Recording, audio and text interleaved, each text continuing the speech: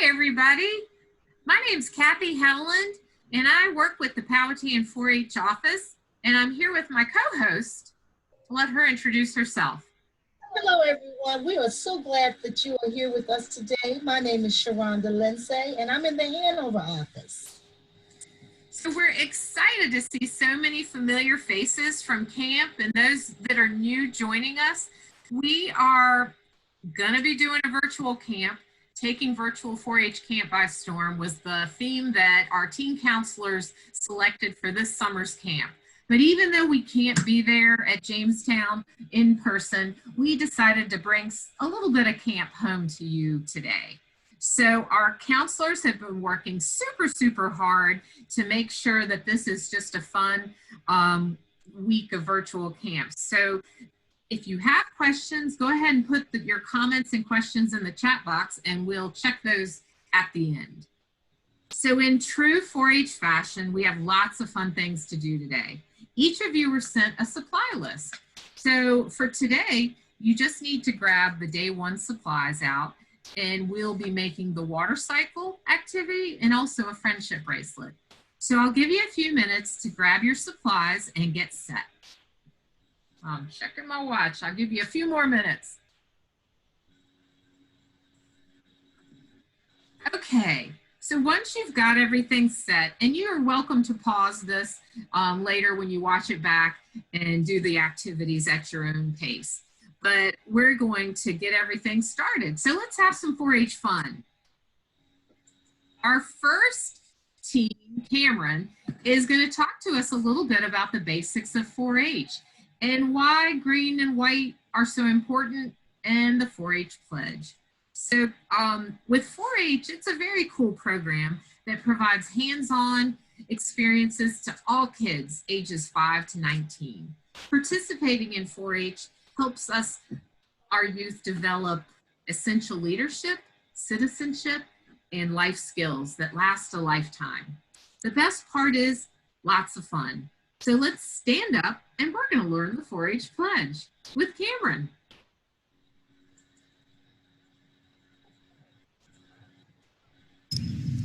Hello everyone, my name is Cameron Harris and I'm a 4-H teen counselor at the Jamestown 4-H Center. I hope that all of you are staying safe and doing well, and today I have the pleasure of teaching all of you about the 4-H pledge. Before we get into what the words of the pledge are, I'm going to explain the meaning behind it. The 4 words that I will be focusing on today are head, heart, hands, and health. And those are the 4 H's in the 4-H clover. Head stands for decision-making, planning, organizing, problem-solving, and using knowledge throughout life. Heart stands for strong personal values, positive self-concept, concern for others, cooperation, and communication. Hands stand for volunteering, community service, preparing for the world of work, science and technology literacy, and useful skills.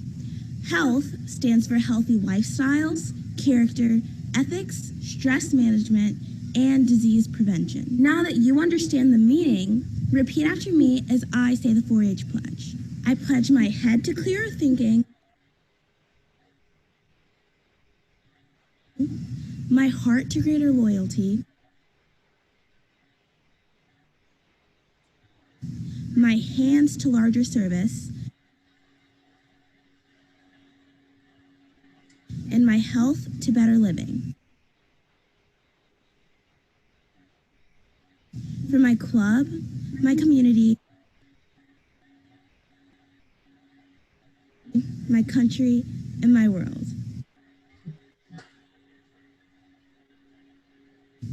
Thank you all for listening, and have an amazing day, and I hope to see you all at camp next summer. Thanks, Cameron. That was great. Now we're going to move on to our first hands-on activity for the day. We're going to watch a video of how to create a water cycle. If you have your supplies there, you can follow along, but don't feel rushed. If you don't have them with you right now, you can, you're not able to complete the activity with the video, just plan to finish it after the video at your own pace. Just make sure we have one request. take some pictures so that you can email them to us and we can share them later in the week. So do you know where all our water goes? Water from the rain, from the snow, from the mountains. Where does water go? We're going to learn all about that when we create a water cycle with Becca and Shelby.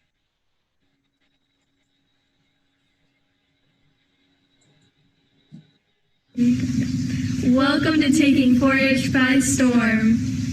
Today we are creating a water cycle. The things you'll be needing are a little Ziploc bag, some type of marker, we're using Sharpie, and this is optional, food dye, and water. So first you're going to take the Ziploc bag and the Sharpie, and we're going to be drawing a sun, cloud, and water. Next, we will be taking our food dye and putting it inside the bag. Try and get it all the way at the bottom. You only need a few drops. I'll just do 2 at first. And then after your food dye is in the bag, you're just going to add a little bit of water to the bag. That's good. That and line then with your water zip line. it up and kind of mix it around so the food dye is all mixed up. And as you can see, it fills up the water section to the little drawings we did. I forgot to mention that we will also be needing tape for this. Once you have it on your window for a few days, you will start to see the water cycle happening. The water levels start to go down, which is evaporation, and then the water droplets on the sides of the water, or there will be water droplets on the sides of the bag, which will represent condensation. As you can see, the water droplets are forming in the bag their water cycle. So the water goes in a water cycle, the water evaporates from the surface of the earth, rises into the atmosphere, cools, and turns into rain or snow in the clouds and falls again to the surface as precipitation, like rain or snow. Super cool. Thanks, girls. So we're going to move on. We're going to do another hands-on activity with our friend Destiny. You can't have 4-H camp without friendship bracelets. So we sell the string at the shop at the Jamestown 4-H Center. Kids love making bracelets when they're in the cabins or free time, whatever. But Destiny wanted to explain to you how to make a specific friendship bracelet. So I'm going to let her take over.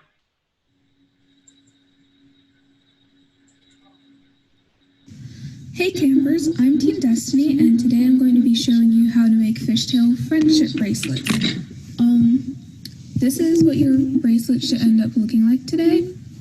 And let's get started. So first you're going to take one color of string and cut it into 3 individual pieces of string that are about 40 inches or about an arm's length or so. And then you repeat this for each color, or if you don't have 5 different colors, then you just cut your string until you have 15 individual strands. Next, you're going to bunch all of your string together, and once you get all of your string together, you're going to fold it in half. So once you have your string all together like this, you're going to fold it in half and tie a knot at the end so that it's in a loop. And what I like to do is make it almost like a backwards 4 and then reach through and pull your working end through while keeping your finger in the loop so that it's a smaller loop but still big enough to fit your string through. And once you have your knot, you're going to divide your string into 2 separate bunches. Just make sure that it's equal on each side and that your colors stick together in groups of 3. So once you do that, you have your bracelet, and you're going to split the strings into 2. You have to make sure that you keep 5 bunches on each side. The way I kept track of them, if you have 5 colors, then you just make sure there's 3 of each color on each side, but I don't have 5 colors, so I just use tape on the ends to keep track of which ones were which is important because you're going to take the outside bunch and bring it in and bring it to the other side, and then you're going to do the same thing with this side and bring the outside over, and you keep doing that until you get a pattern going. And as you go on, it gets a lot easier. So basically, you take the outside and you bring it into the middle and keep it to the other side, and then you take a bunch from the other side and bring it over. And you keep doing that until you get the desired length for your bracelet. And once you get the desired length, you have to end your bracelet. So once you finish your friendship bracelet, you're going to take the frayed end and you're going to split it into 2, and you're going to braid the 2 pieces. And once you come to the end of your braid, you're going to tie a knot at the end. And once you finish tying the knot, you cut off the frayed end of the knot, and then once you're done with that, you take 1 braid and you stick it through the loop, and then you tie a knot at the end, and you have your friendship bracelet. So after that, if your bracelet still doesn't feel secure, you can always tie another knot at the end. But other than that, it should be ready to wear.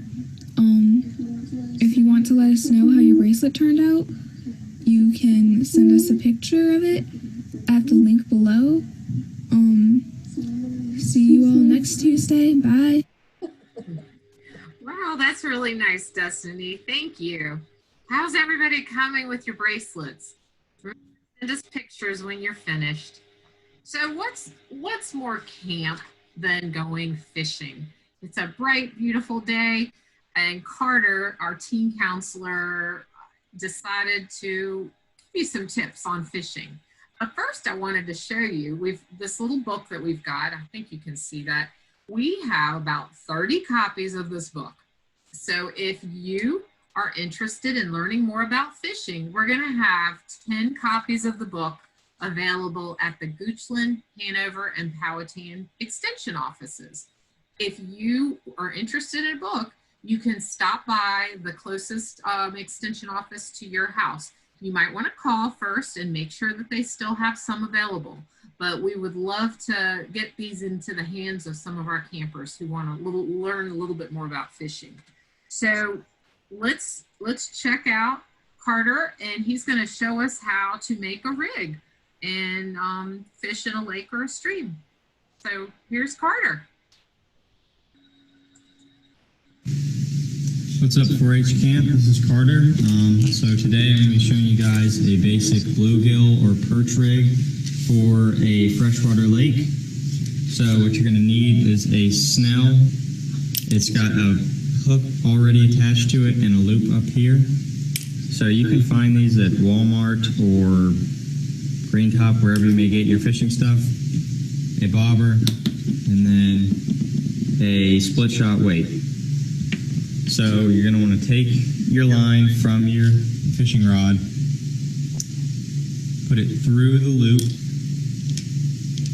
on the snout, and then you're going to want to wrap this excess line around the main line about 5 times, and you're going to want to put it through the loop right here and then back through this loop that you just made. You're going to want to pull that tight, pull it down to the snell so it looks like, let me get that focused, so it's going to look like this. Or, sorry, just showed y'all the wrong one. Or it's going to look like that. Carter. So we are ready to see what kind of lessons he can give us. He'll give us tomorrow. He's got 2 more fishing videos to help us learn a little bit more about fishing. Next up, we are going to our career corner. We have a different career related to weather that we're going to feature each week of our camp, featuring our intern, Shelly. And today's career that she's going to focus on is a meteorologist. So check it out.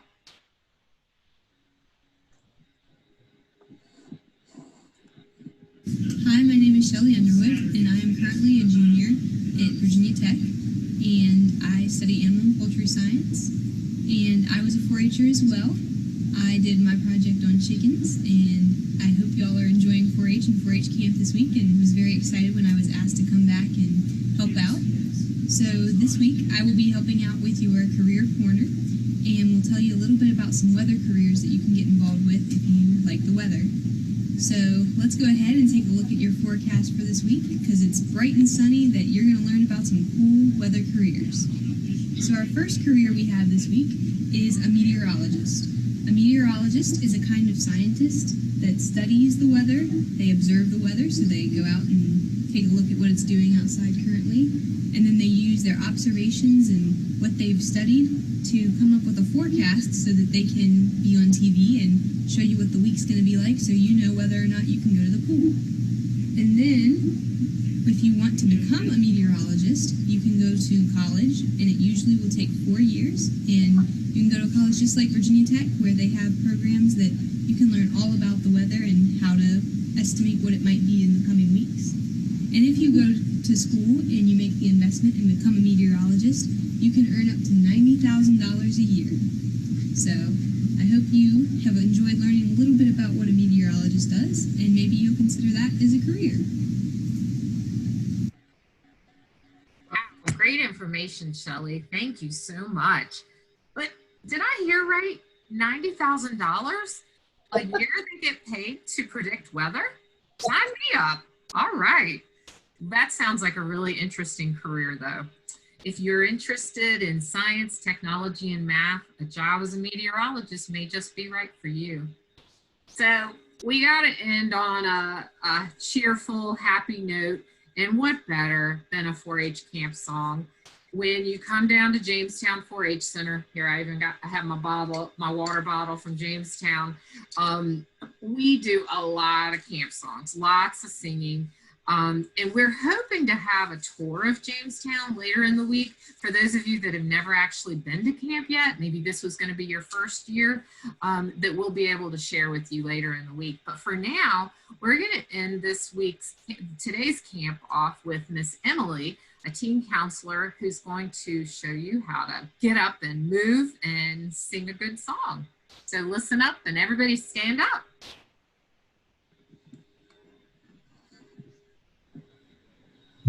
All right, hey everybody, my name is Emily and I am a camp counselor for 4-H summer camp, and we're here to just sing a couple of camp songs to really get in the summer vibe. All right, so our first camp song, a camp classic, Gray Squirrel. And it's a repeat after me song, so repeat after me. Ready? Gray squirrel, shake your bushy tail. Gray squirrel, shake your bushy tail. Crinkle up your little nose, stick it down between your toes. Gray squirrel, shake your bushy tail. And now we're gonna go super speed. Gray squirrel, shake your bushy tail. Gray squirrel, shake your bushy tail. Crinkle up your little nose, stick it down between your toes. Gray squirrel, shake your bushy tail.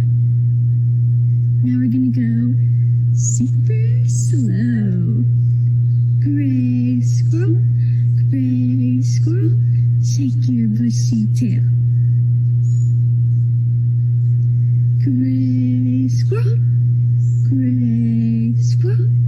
shake your bushy tail. Wrinkle up your little nose, stick it down between your toes. Gray squirrel, shake your bushy tail.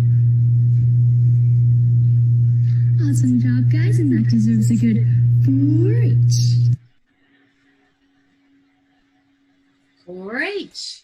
Good job, Emily. That just got me in the spirit to go to camp. Thank you, thank you. So it's been so fun seeing everybody today and introducing you to a little bit about 4-H camp. But we are going to post our emails addresses again to make sure if you have pictures that you send them to us. Sharonda and my emails are listed right here. If you have any questions, our phone numbers are there as well, but the pictures can just be sent to our emails. But we are looking forward to hearing from you, and we just love to hear from you guys. So definitely send us something to show us what you've learned this week. We will be doing this again tomorrow, 2 o'clock, same time, and Wednesday as well. Well, until tomorrow, please continue to be curious, make good choices, wash those hands, and always make your best better. Thanks, guys, and it was great seeing everybody. Thank you, guys. See you all tomorrow.